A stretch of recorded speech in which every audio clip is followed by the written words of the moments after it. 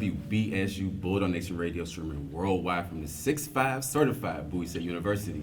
I'm your host, Julian Kavanaugh, the program director here at WBSU, and I have my co-host with us, the Icy Girl, aka Tiana. And we have a very, very special guest, and it's very special to me because I've worked hand in hand with this man. I've seen him do good work in the community. He is a philanthropist. He is not only an HBCU grad. He's a member of Omega Psi Phi Fraternity Incorporated. And let's talk a little bit about his business. This man is the top 100 Minority Business Enterprise Hall of Fame for the Mid-Atlantic region. And round of applause for that. The top 100 African American leaders in America by the U.S. Black Chamber of Commerce. And has been presented with both the Washington Business Journal's Minority Business Leader Award and the Daily Records Icon Honors Award. And the man that we're talking about is Dr. Mayor Timothy Adams. Hey, thank you so much. First things first, here at WBSU, we do a mental health check-in. So it's going to be mental capacity, business, and family on a scale of 1 to 10. 1 being bad and 10 being good. So first, we'll start off with business. 10.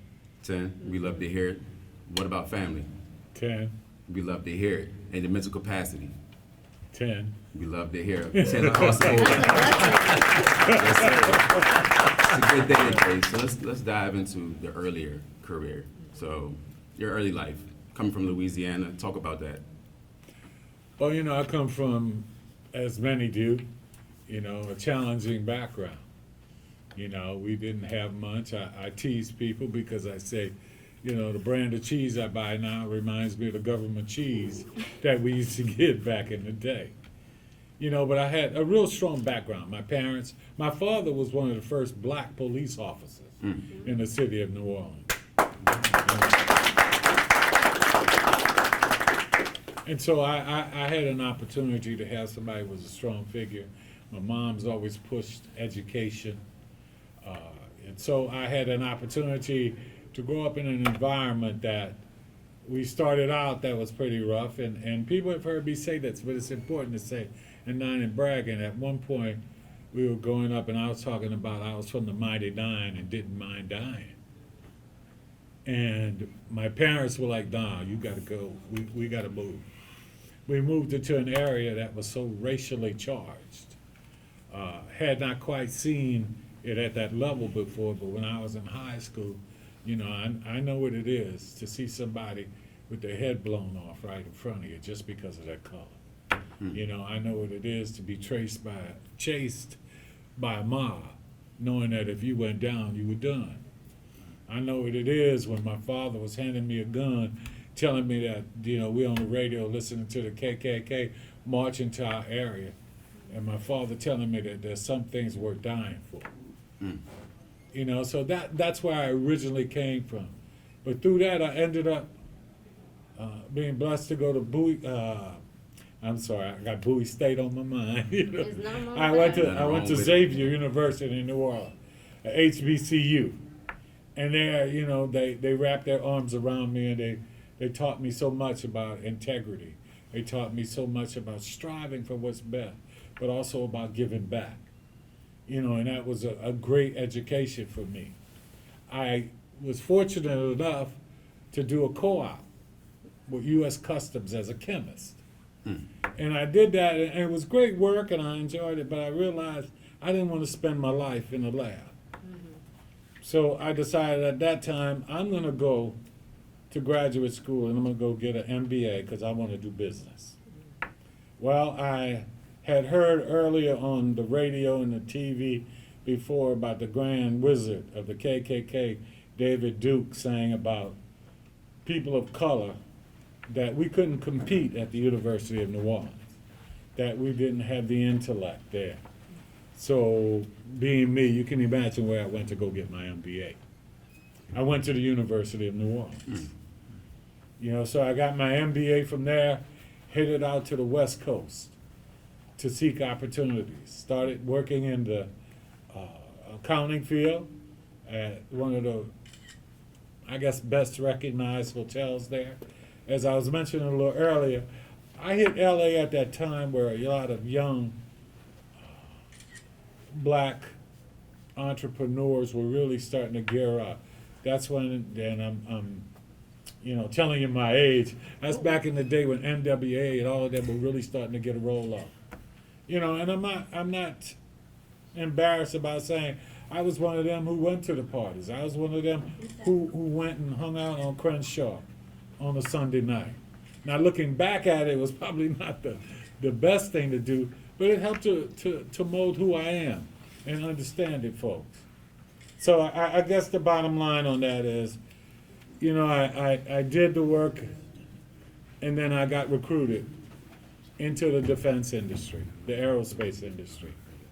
And a woman by the Anise Eisler said that there weren't enough people who looked like us in the defense industry. And she took me under her wing, and she taught me weapon systems and support equipment, particularly the Sparrow missile system. From there, I decided, and didn't know any better, I started my own business, Systems Application and Technology, SATEC. And I know I'm going kind of on, but I think it's important to understand that through all of this, I never lost who I was. And all the experiences that made me who I am. So SATEC took off. And I'll kind of wrap it up about that by saying, we started off myself.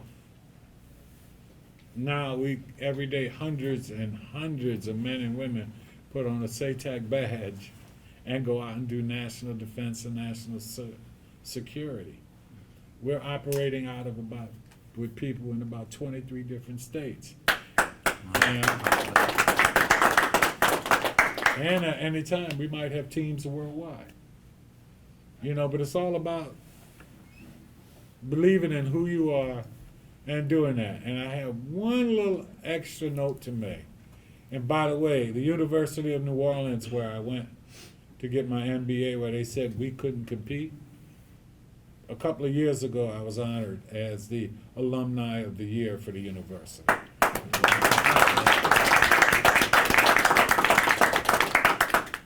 So with that, that gives you a good piece of who I am.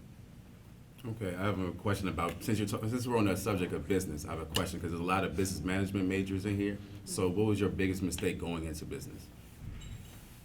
My biggest mistake initially going in, though it worked out, my biggest mistake was not understanding how I needed to be capitalized.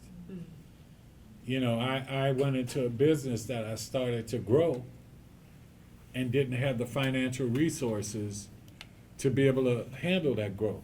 And I think that's something people don't understand. You have a lot of businesses that go out of business or are forced out, not because they don't have any business. A lot of times it's because they've grown so fast that they don't have the financial resources, the capitalization to keep up with the growth. And that will put you out just as quick as not having the business. So I think that's the thing, because I found myself caught very early in trying to grow and not having the capital to do so. Okay, and what blueprint did you follow in order to scale your business to the level that it was at? That's the interesting part. We go through school, we do all those things, but the vast majority of what I needed to grow my business was not in any book anywhere. That's why we talk about getting mentors and getting people and talking to them.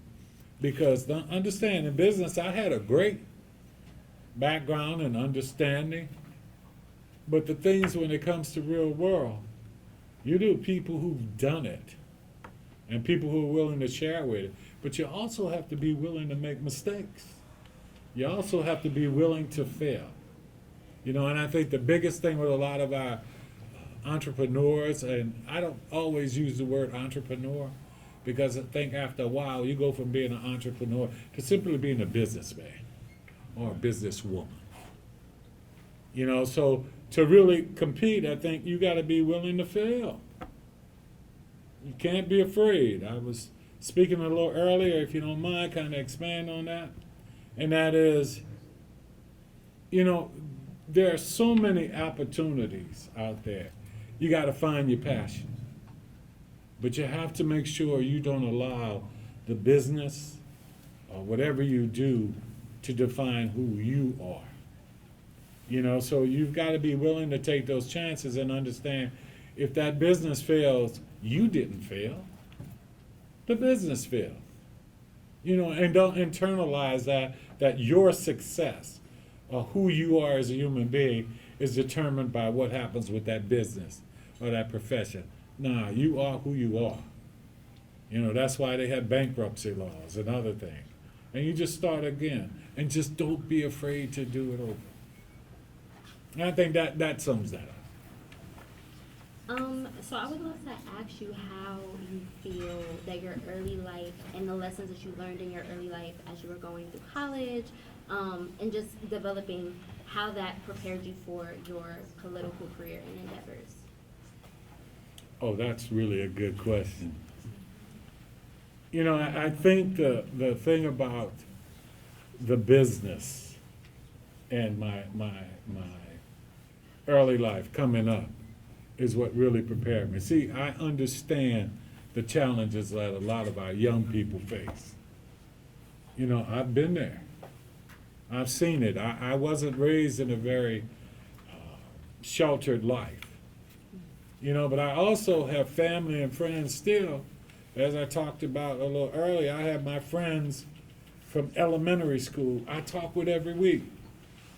And we talk about real world problems. And I have family that deal with real world problems every day. So what that did for me in being able to develop my business and other things was to bring that kind of discipline to the political arena. From a business perspective, looking at what really works, making sure that we spend the dollars properly, that what budgeting really is about and doing those things, but also about what it is to give back. And understanding that what we do politically should just reflect what's in the best interest of the people. I talk to folks and I say, I'm not a politician. Never have been, never will be. But I am a public servant. A lot of people ask me why, after the success I've had, would I do that? Because it's part of that give back. It's about getting in there and making sure that everybody has an opportunity. And when you look at some of the things we've accomplished in the city, I think that speaks for itself about why the skill sets, the knowledge, the experiences I've had have added so much to the city and being political. It's funny because it's this one word that you've said constantly, and that's give back. Mm-hmm. And I can speak to that personally because we've done a couple things in the community as well. So let's talk a little bit about that. What are some of the programs that you have done to give back to the community? Well, people who know me like you do, Julian, you've met, we've talked. I don't like to talk about this in the sense of I've always said, and plenty of people around me have heard me repeat this over and over, and I learned it from my mom, and she just instilled it in me. And I remember it day in and day out, is that if you do something for somebody expecting to thank you, you did it for the wrong reason. So the things I do are just because they're the right things to do. But I'll give you an example of some of those things doing it. I'll start off with Bowie State University.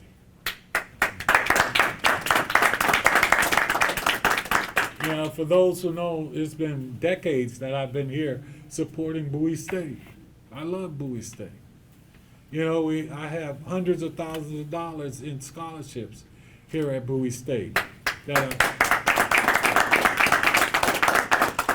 We have fought in Annapolis and other things, as you see the buildings going up, to make sure that they're put into the CIP, that we can have that here, because Bowie is not and should not ever be referred to again as one of the best kept secrets. People need to know Bowie State University and how strong it is.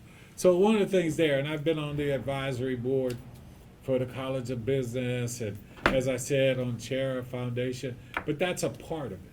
giving back constantly there. Other give backs are, I've been on the boards of hospital, but also given hundreds of thousands of dollars there, particularly for mental health in this area. We've got to support our folks. We've got to make sure that people understand that's just another medical issue. And just like anything else, you can go for something that's very small early on and get it cured or worked with before waiting until it develops too hard. So I'm really proud of what we're doing with the emergency behavioral health center at Doctors.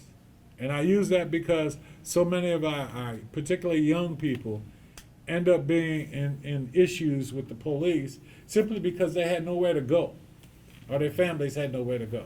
And so that behavioral health will be able to take them there before they have to have any, contact with the police. I love that we've given to Girls Beyond. I talk about that program. It's about taking young black women and exposing them to things. I support them and pay for them to travel internationally in other places and to conferences around the city because they need to understand that.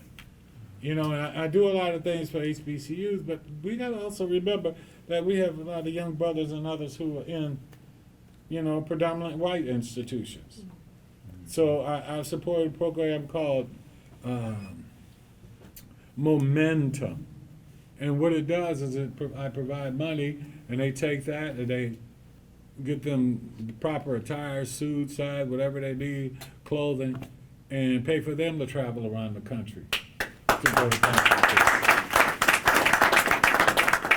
And the reason for that, though, is for a lot of our young people, for a lot of you, it's about exposure. Bowie State does a great job of exposing you to a lot of things, but not every young person gets that opportunity. So that's one of the things. So there are a lot of other things that I've done, probably too long to list. I support the Preachers program. I support a wonderful program, Watati, as you know. I've been doing that. There's probably about 50 programs we support. And people wonder why. But the give back is so important. You've got to create opportunities for those coming behind us. And, one of the things I talk about, and not getting too far ahead of myself, but saying that, too many times people say, oh, when I make it, I'm going to reach back and I'm going to pray. No, it doesn't work like that. Sometimes you don't have that kind of reach back. I believe you got to stand at that door and hold it open till the next person is there. And more importantly, you've got to be willing to hold that door open and let others go through it and go further than you, and while you still maintain that opportunity. And that's what I think is so important for what I'm doing.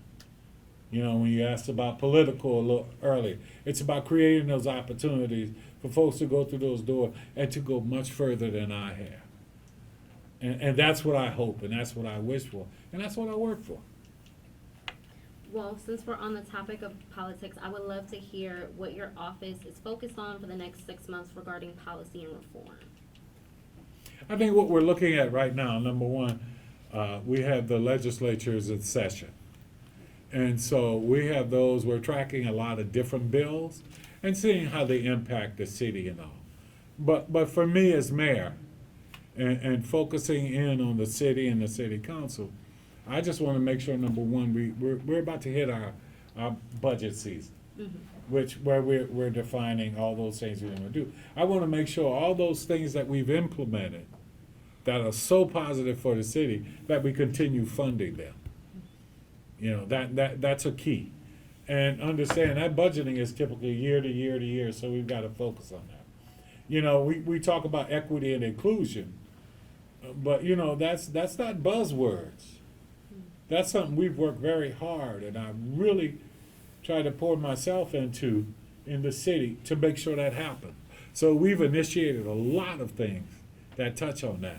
So right now it's focusing on the budget, making sure we continue to make sure that those bills in Annapolis that affect us, statewide, that I'm there to testify and to support. You know, as we're looking at some of that equity and inclusion from a financial standpoint, making sure those bills are put in place, that the money is there for young people like yourselves. That we're making sure we fund education, making sure that we're creating those opportunities for those coming out.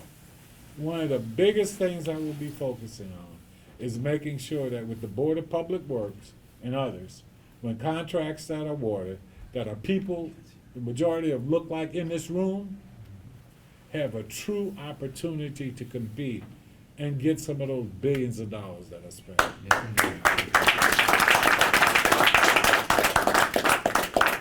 So, let's take it back a little bit to the night that she was elected, the first African American to be elected in the 138-year history of the city. What was that feeling when you first found out? Oh, that's hard to express. I mean, it was one of jubilation. It was one that I never thought about me in that moment. I thought about all those who had come before us. You got to understand that my run was one in which there were those who said it could never happen in Bowie.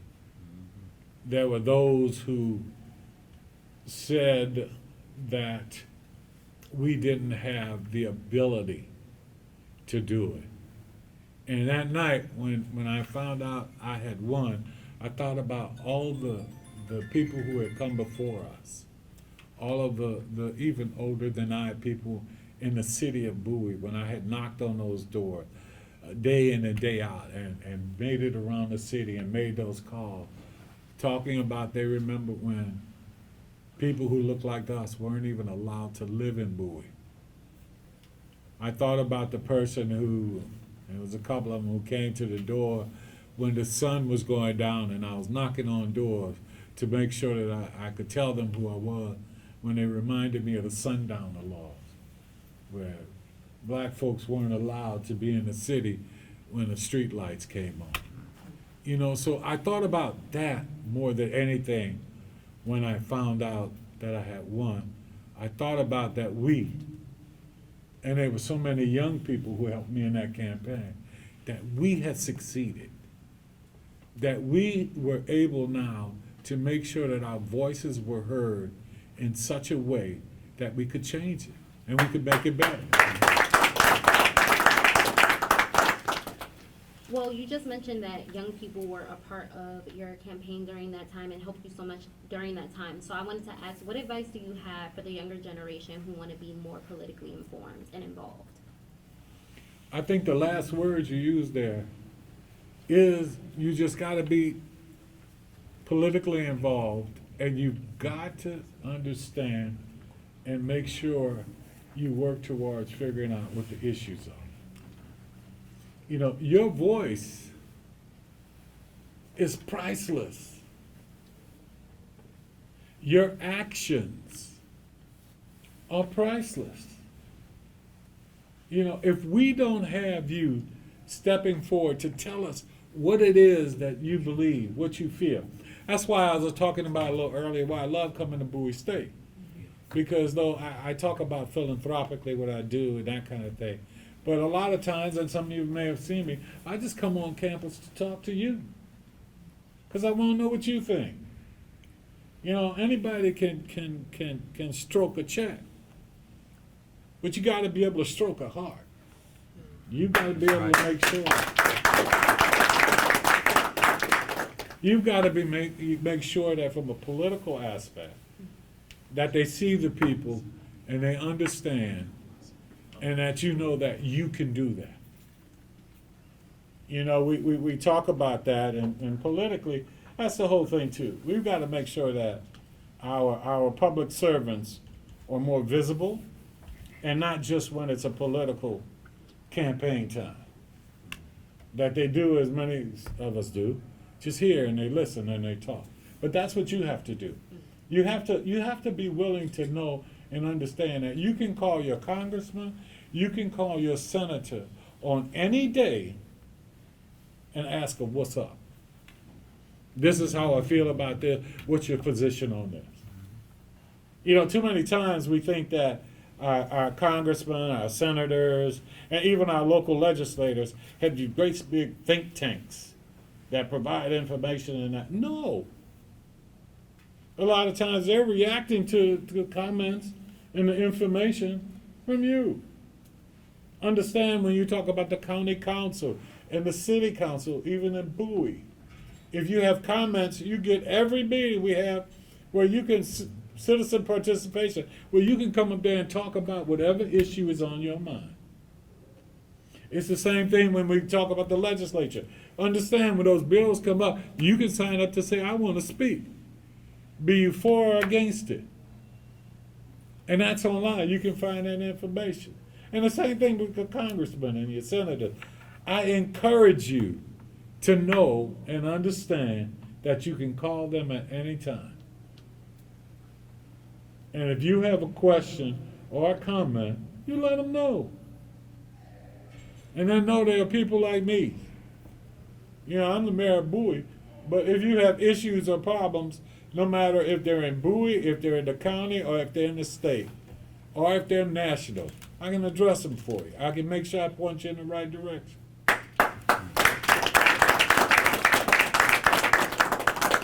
So speaking on that, pointing in the right direction, you've been to the White House and you sat down with President Joe Biden. How was that, and what is some of the things that y'all discussed?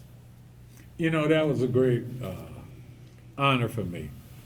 You know, I was contacted by the White House to come and introduce the president. And on that particular day, it was the Americans with Disabilities Act. You know, they were honoring I want to try and remember, I think it was the 33rd anniversary of it. Now, a part of that is, for those who may not know, I had an accident. You know, going into the museum in the Tidewater area, actually had a fall, woke up the next day a paraplegic.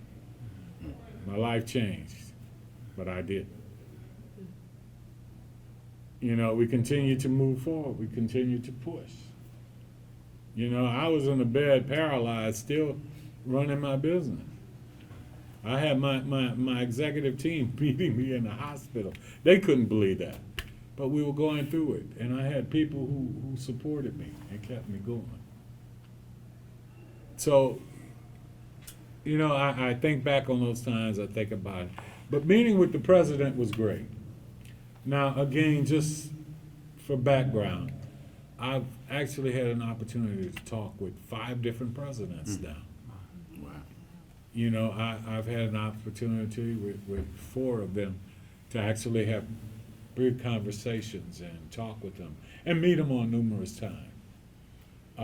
With Joe Biden, though, that President Biden was special because I got to be at the White House, I got to go into the Oval Office, and we got to talk. And the thing we were talking about there is about changes in people, but we were focusing more on the Americans with Disabilities Act. And he gave me a little advice, it's kind of funny, but I don't think he minds me sharing, about my life not being the same. He said that after that, because, you know, what we were doing was going to be televised worldwide and all of that, and he reminded me that, you know, people are always going to want to come up and take pictures, people are always going to talk, and that's fine. You know, because a lot of times you still want people to know who you are and make sure you're accessible, but mostly for folks who look like us, to know that you can be who you are. So it was great. The First Lady was there. I had the opportunity of bringing my wife with me, the former Chief and Administrative Judge of the 7th Judicial Circuit, the Honorable Sheila R. Tillotson Adams, who actually just recently retired.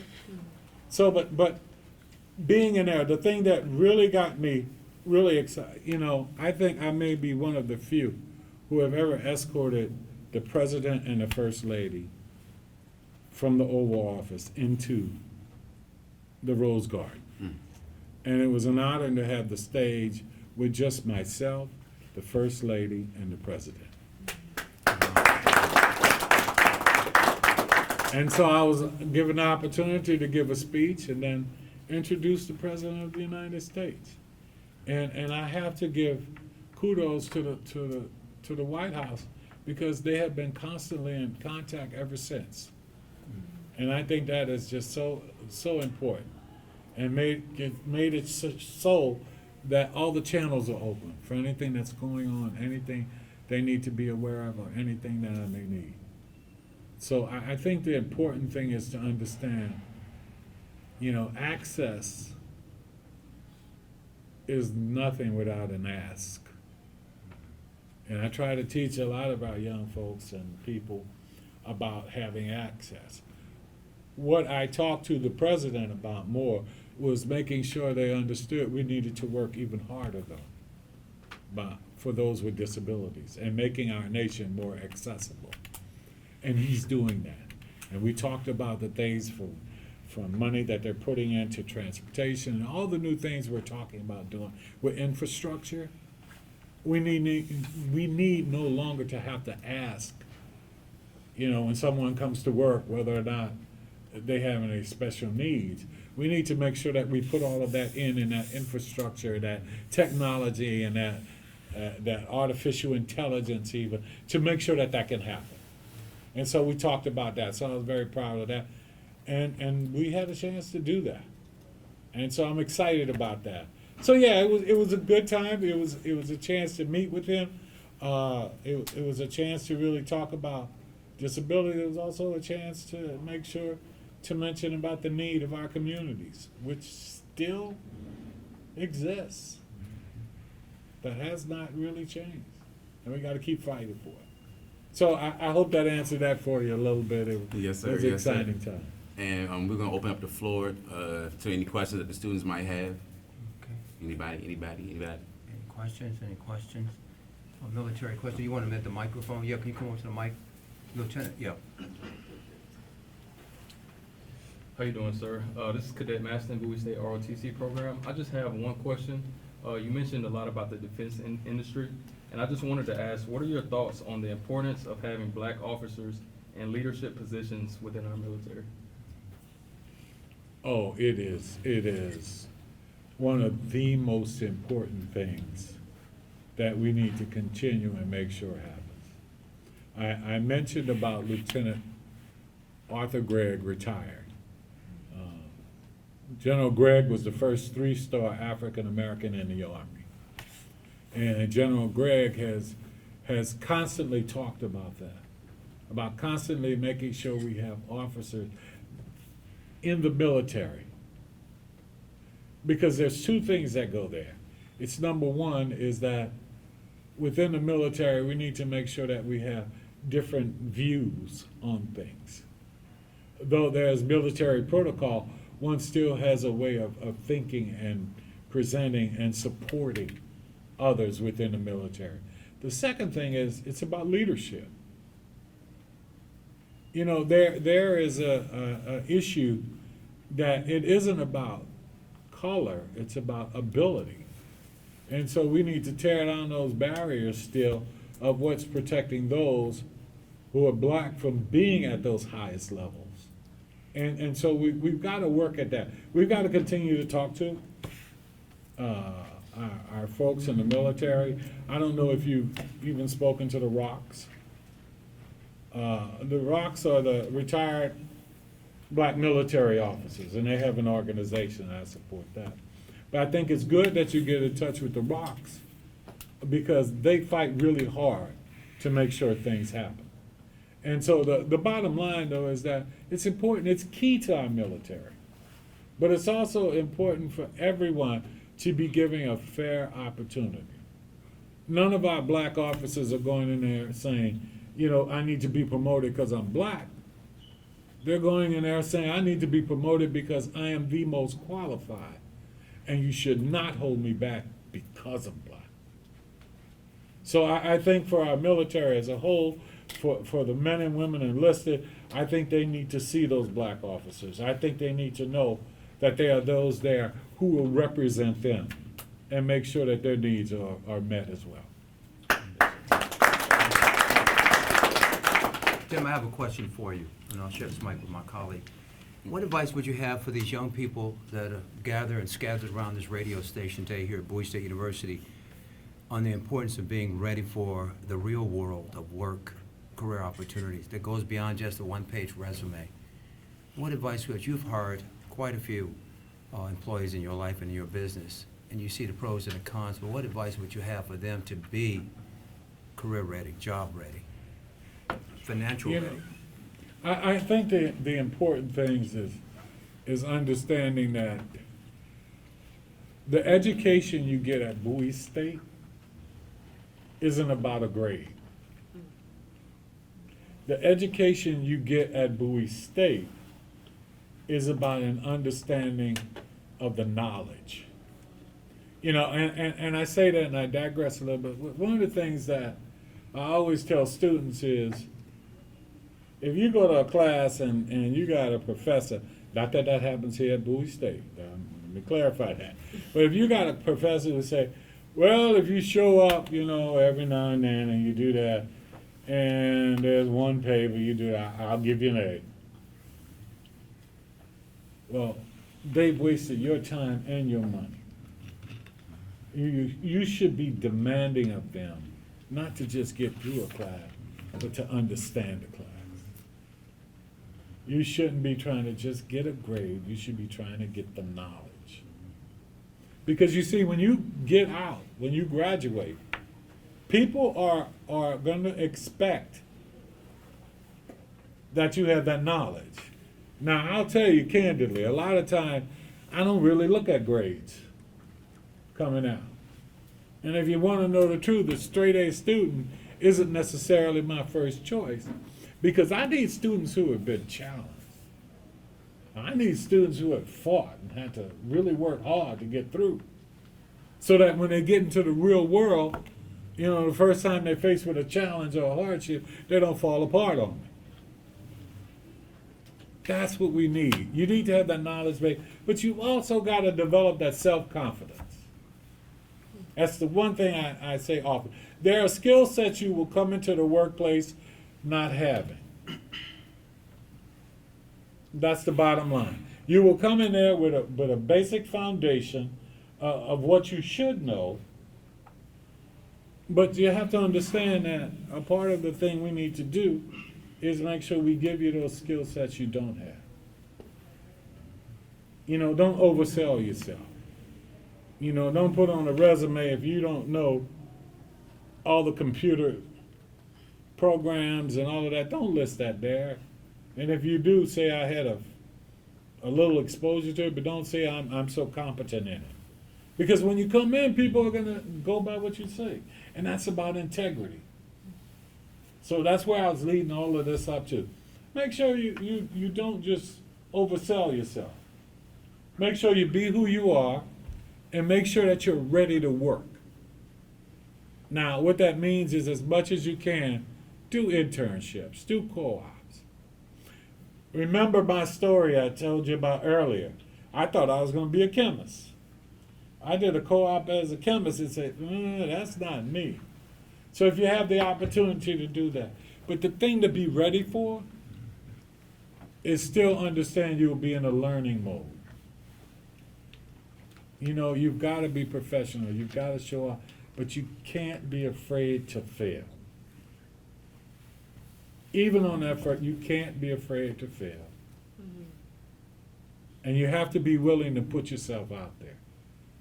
You know, the job may just be 8 hours a day, but when you first come in there, you may need to put in 10 hours a day. So you can catch up on policies and what's going on. And make sure you look for a mentor within that organization or outside. You know, but you know that when you come from Bowie State, you will have the foundation. Don't let anybody tell you anything different. But understand, you got to put in the work. As we used to talk about, you got to do the grind. You know, and there's a lot of folks who here in school sometimes don't put in the grind. And I'm telling you, you got to put in the grind. You got to get the knowledge, not just a grade. So I think I would share that. I would say make sure you're ready to do the grind. make sure as you go out that you don't oversell yourself. You know, and I guess last and foremost is understand, for the vast majority of us who hire people, I'm sorry, but we don't look at grades. If you ask me what my top engineers or program managers or my CFO or any of them what their GPA was, I couldn't tell you. You know, but I do know those who come through that door that I've had to make that decision on, and they say, well, here's a GPA. I said, well, you know, I'm looking for that person who's been through the grind, who knows what it is to work really, really hard to get that seat. You know, because all of us aren't going to be experts at every subject. You know, but it's about putting in the work. So take that work ethic with you. But it starts here. Because if you don't have the work ethic while you're here in school, when you typically walk on that first job, there's not just a light switch you could switch. So this is a training ground for you. Do the grind. Be prepared. And don't be afraid to fail.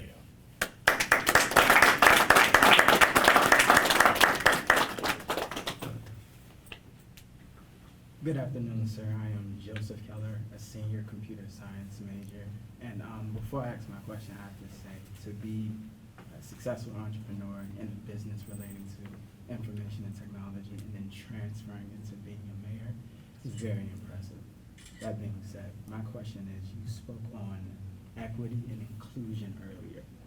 What project would you say was underdeveloped and you had to give more monetary attention to when you became mayor? Like, it was essential that you gave more attention to this? And let me make sure I understand. You mean when I became mayor, what I had to focus on within the city?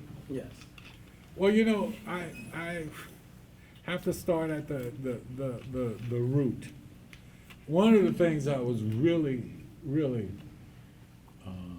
important to me was we talk about equity and inclusion. Now remember, equity and inclusion doesn't look like just folks in this room. That's about everybody. You know, so one of the things though that I needed and I found out once I became mayor is that there was no real contracting officer in the city of Bowie. There was no real contracts office.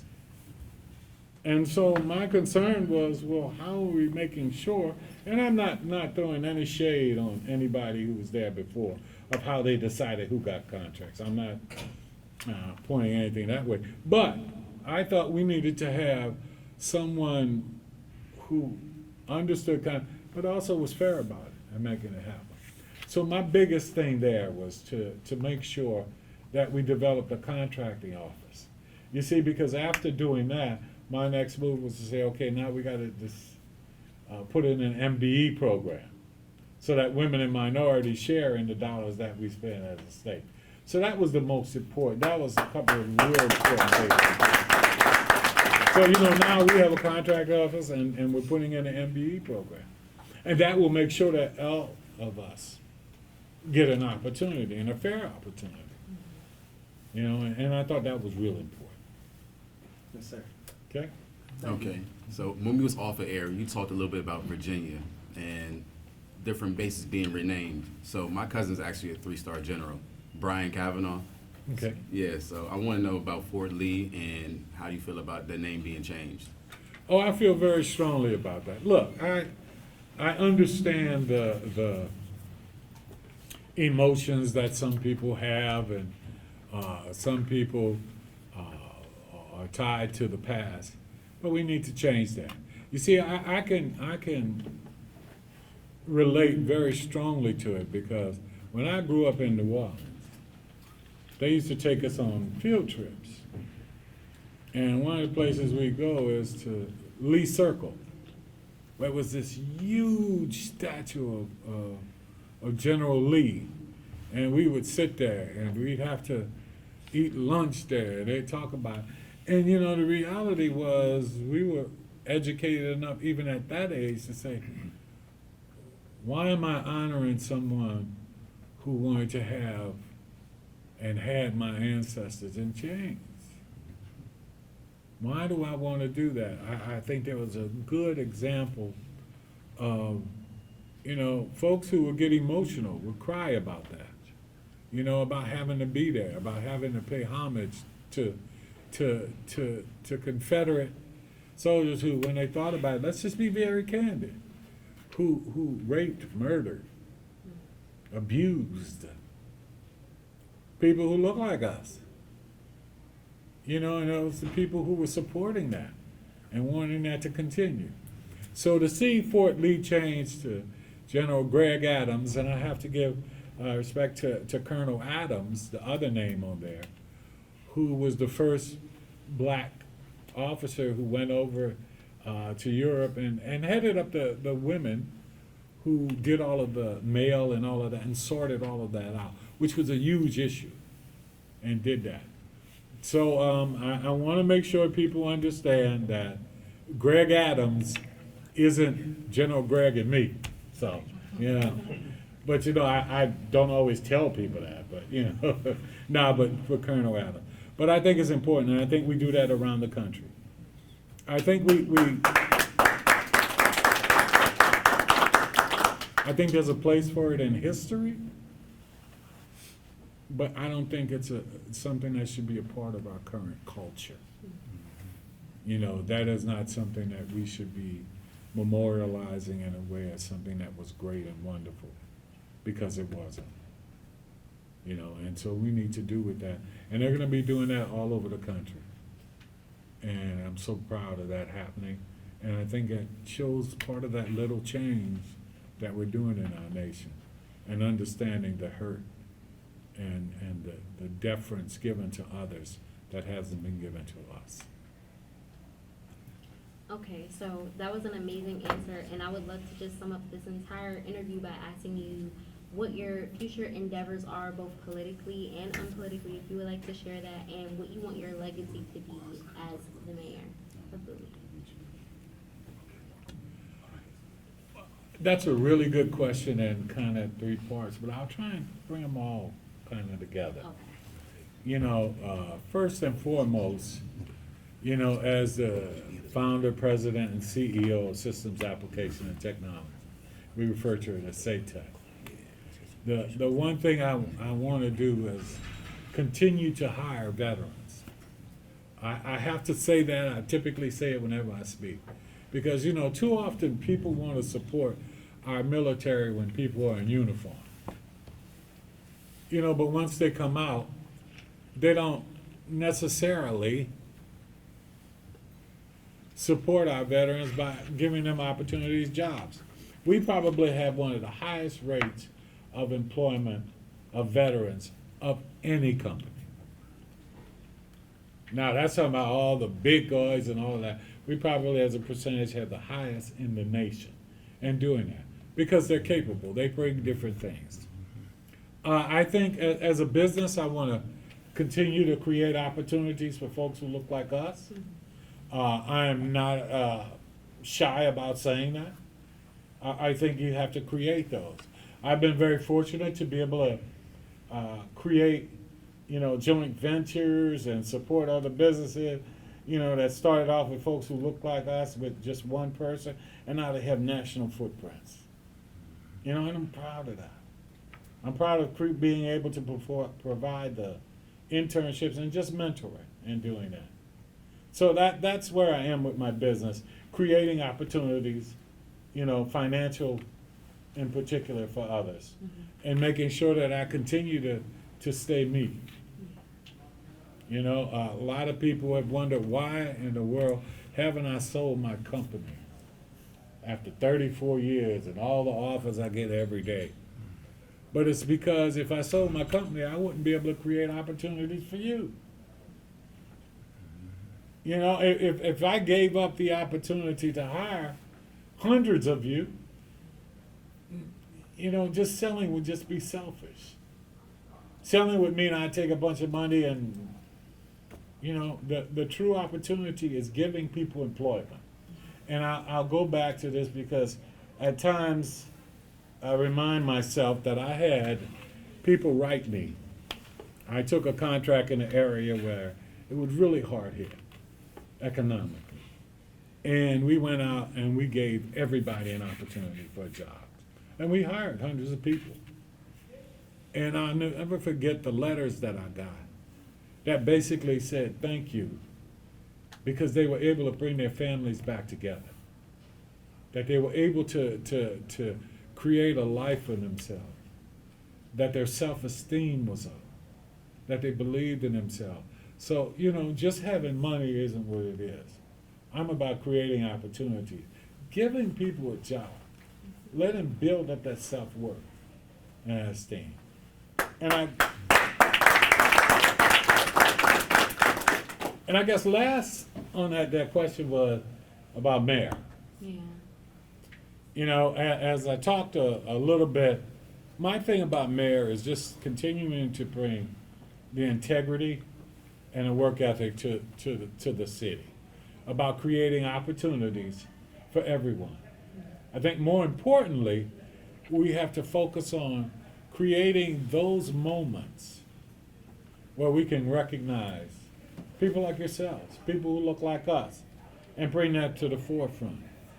We have to make sure that the city engages with Bowie State, for example, to make sure we increase the number of internships, that people get an opportunity to learn, so that they have a leg up when they go out. That they get a chance to learn what it is and the proper etiquette and everything they need to do in a work environment. I think as mayor, I just want to make sure that when people look at Bowie, the city of Bowie, that they understand and come to the realization that people like us can do a phenomenal job of managing and directing. I need to make sure you talk about legacy. My legacy is really, when I look at it, is that simply he gave. I want to give in every way I can. Financially, morally, spiritually, opening doors, creating those opportunities. And the thing about it is there are a lot of things that I've done that people come up and they're always about, oh, I didn't know you did that. I don't know you did it. But for the second time, I'll say it. My mother taught me and really beat it into us. If you do something for somebody expecting a thank you, you did it for the wrong reason. And all of you should think about that. So my legacy is such that I fought fights, legal battles, for small and minority businesses all over this country. And they will never know that I fought those fights. And many people have asked, why? Why did you do that? And my answer to that is simply because I could. Because if I didn't do it, who would? People fought for me to be able to have the opportunities I have. And so I darn sure need to fight for those coming behind me. So they'll never know who I am. So that legacy won't be one about them saying my name. But that legacy will be about them having opportunities and being able to be who they want to be, and that entrepreneurship and that ability to have those jobs and be paid decent wages. That's what the fight's about. That's the legacy. Right.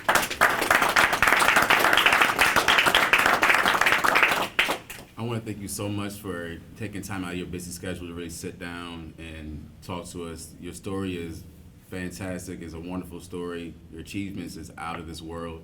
And I want to thank you for just being here and being able to drop some knowledge on us. And I think it's time for us to wrap it up. Here at WBSU, Bold on Nation Radio, streaming worldwide from the 6'5" certified Bowie State University. I'm Julian Cavanaugh and my co-host, The Icy Girl. and you were just listening to Dr. Mayor Timothy Adams. Till next time.